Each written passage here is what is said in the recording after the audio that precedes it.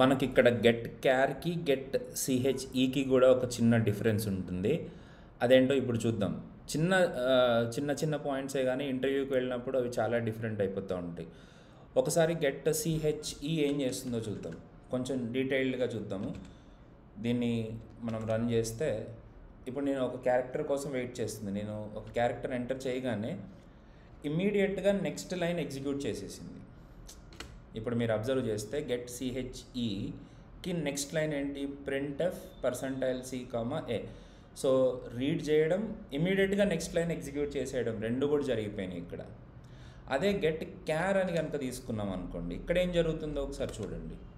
ఇప్పుడు నేను ఇక్కడ ఆర్ అని ఎంటర్ చేసిన తర్వాత ఆర్ అని నేను ఇచ్చాను ఇన్పుట్. ఎంటర్ బటన్ ప్రెస్ చేసేంత వరకు కూడా ఆ ఆర్ని అంటే నెక్స్ట్ లైన్కి రాలేదు. అంటే నెక్స్ట్ లైన్ ఏముంది, ప్రింట్ఎఫ్కి రాలేదు. ఎంటర్ చేసిన తర్వాత, ఎంటర్ బటన్ ప్రెస్ చేసిన తర్వాత మాత్రమే ప్రింట్ఎఫ్ లైన్కి వచ్చింది. సో చిన్న చిన్న డిఫరెన్సెసే, కానీ వాటిని చాలా ఇంటర్వ్యూస్లో అడుగుతూ ఉంటాడు. మీరు దీన్ని చూడండి.